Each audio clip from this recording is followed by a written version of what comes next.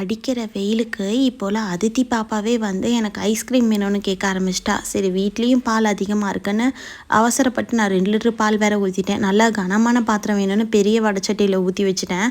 அது ஊற்றி வச்சுட்டு நான் அந்த பாலை வந்து குங்குமப்பூலையும் போட்டு சோக் பண்ணிட்டேன்.